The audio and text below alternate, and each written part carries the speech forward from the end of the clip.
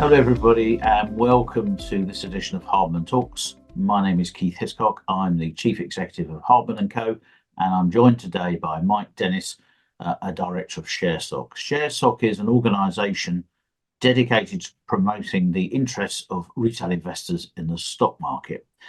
Good to have you here today, Mike. Thank you, Keith. It's nice to be here, and thanks for inviting me. Thank you. Mike, I've got 4 simple questions for you today. The first one is, can you give a brief oversight of the work of ShareSoc? We're a not-for-profit membership organisation, and we have several directors like myself who run the show. None of us are paid; it's all pro bono, and we believe in the cause, and we do it because we're interested in investing in the markets. We've got about a combined 15,000 followers and members at the moment, and we were only founded just over 10 years ago, so we're growing reasonably at a reasonable clip. It's a little bit plateaued at the moment, and we want to re-stimulate that. I guess the bad marketplace has not encouraged people to take an interest recently in investing, but it's picking up again. So we're looking forward to a good year this year.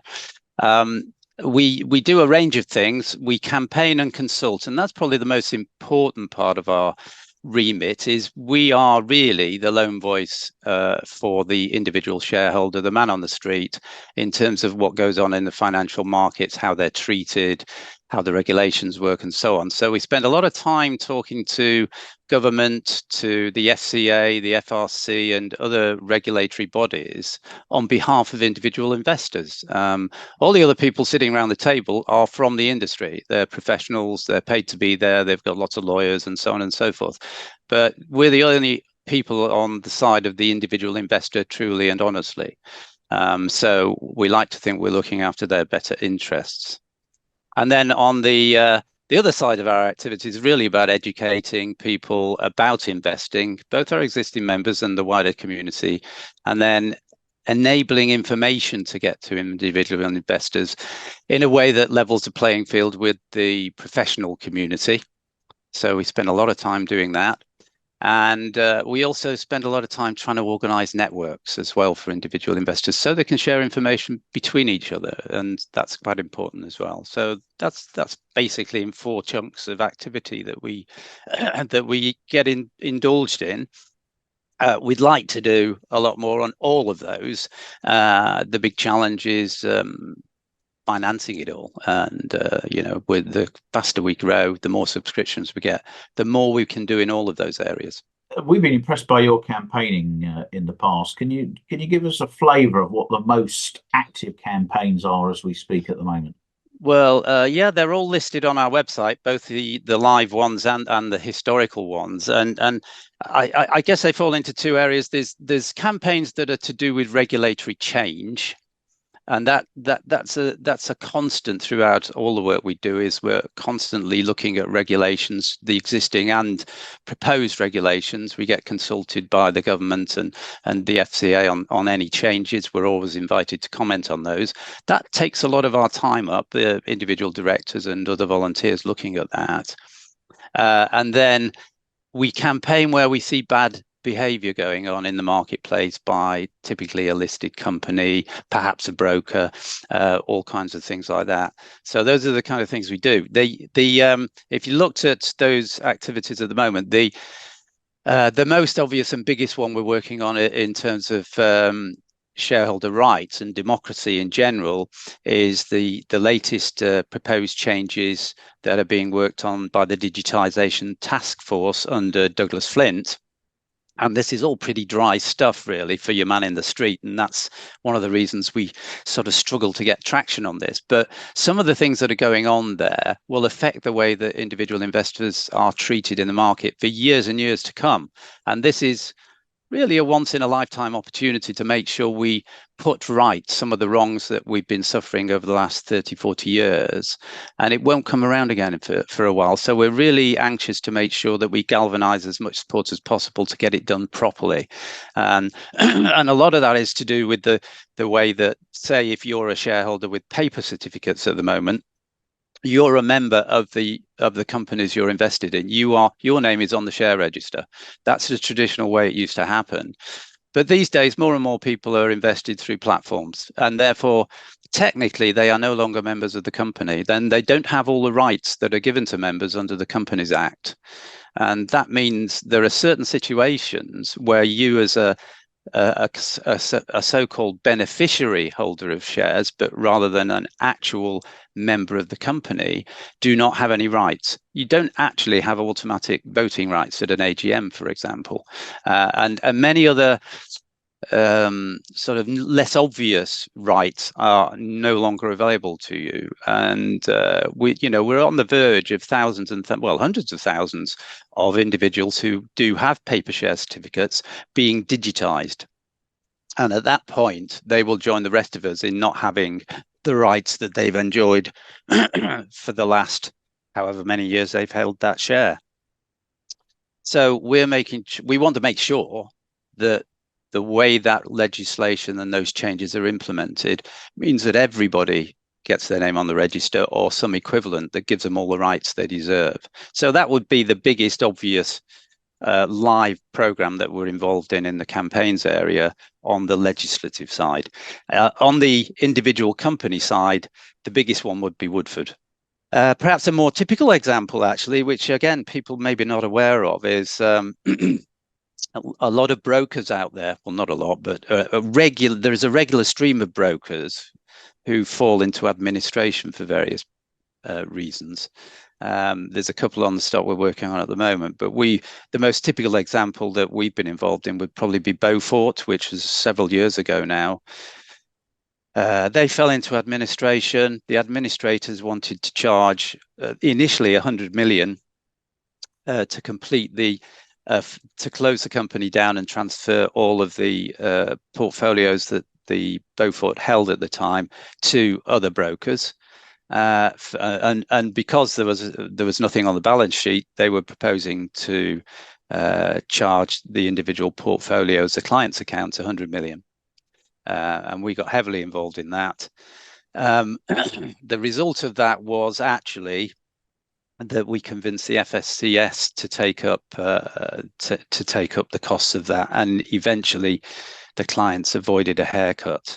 But since then, there have been several other examples, and for technical reasons, there's one on the stocks at the moment, which I can't talk about in detail, but at the moment there's another bill of around 37 million proposed for another broker, and we're looking at and at the moment they're looking to take that money from the client's accounts.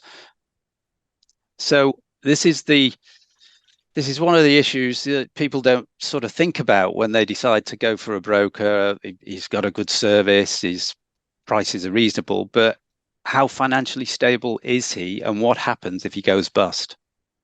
And people really need to think about that a bit more. And bear in mind what I just said about, interestingly, about the rights of individual investors. If an individual investor held their shares on Crest, i.e. their name was on the register, then some of this problem wouldn't occur, because they could just walk off tomorrow and get another broker to sell their shares, because they can prove they are the owner through Crest. But you can't do that in a nominee holding account. So you're stuck. And many clients of these brokers are stuck in this no man's land for several months or years. Do you think retail investors are now better respected in the capital markets? I think there's a burgeoning feeling amongst particularly the smaller end of the market that it's the individual investors who drive the day-to-day liquidity and price discovery activities, and that without them, if you're just got a bunch of very large institutional holders who are in it for the long term, it's very difficult to get price movement in the market and obviously price discovery. And I think we're seeing now an increasing interest from a lot of smaller companies to talk to retail investors and open up lines of communication. And we in ShareSoc are one of the conduits that they're using for that. And we do have a range of webinars and seminars where we invite companies to come and talk to our members and, they get the message out there. Yeah, you're right. Obviously, our liquidity work has demonstrated the impact of retail in the market. Yes, you did a very good report on that, actually. And you're right that the HM Treasury Review on Investment Research talked about availability of research to retail investors. The Mark Austin Review on secondary fundraisings talked about Yep. retail. Yep. So I think it's moving in the right direction, Mike, but there's a long way to go, clearly. Final question: can you talk a bit more about some of the resources that ShareSoc provides the retail investor, such as your website and Signet? All right. Yes. Good question. We just on Signet, really. I'll sort of take that one perhaps first. That Signet was a separate organization set up in the late 90s by an individual through a lot of hard effort. And really that the concept there is to create groups locally in clusters, 10 to 15 people each, who will meet maybe in a local pub and so on and talk about any investing topic that they're interested in. And that could be something generic like a sector or investing in the US markets, or it could be an individual company. And they learn by talking to each other. They go off, they do a bit of research, maybe one or two of them do a presentation to the group, and then they talk about it and so on. There's no co-investing going on. They're all investing their own money separately, but by talking about it on a regular basis, they get to understand the market faster. They understand different views on the same company and so on. It's very popular, but it fell into disrepair somewhat a few years ago when the original founder passed away, and we got involved and merged with Signet, and we provide them with all the services, etc. now, and they're pretty much an integral part now of ShareSoc. So we've been growing that quite quickly in the last year or so since we sorted out all the back end and the admin. So we've doubled the membership, or the active membership, in terms of groups now. We've gone via virtual as well. So you don't have to be in the same town as your fellow group members. There are some national groups that meet virtually, and even some of the local ones use Zoom as well from time to time. So, if anybody's listening and wants to talk to fellow investors in their area or about a particular topic, I suggest they have a look at our website and sign up with Signet. So that's a great and growing and popular part of our portfolio and services. We've also got a lot of information on our website. ShareSoc Investors Academy is on there, and I'd urge anyone who wants to just find out a little bit more about investing or particular topics that you might not be fully up to speed with, you probably find something there. It's still work in progress because we haven't got the resources to build it all overnight, but there's hundreds of pages already of information there. And we do link into a lot of other useful sites as well where we can't fill the gap. The other thing we did last year, which we've launched and is available on our website, is the ShareSoc Investing Basics video series. There's a series of 10 videos that takes a complete beginner through to a level of competence where they can feel confident in investing. And it sounds quite daunting, but these 10 videos are only 10 minutes each, so it's not a big deal. You can watch one on the train, and you can get through the lot in a week or so.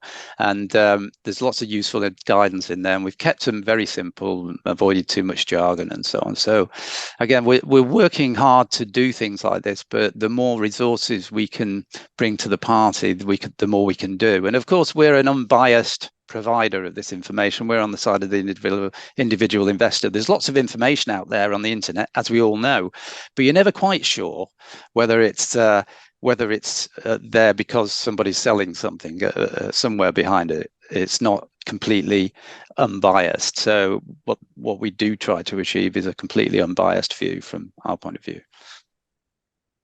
Mike, thanks for joining us today. You're welcome. Thank you for having me. And to our viewers, thank you for your time. Please don't forget to like the video and join in the conversation wherever you are watching. Thank you very much.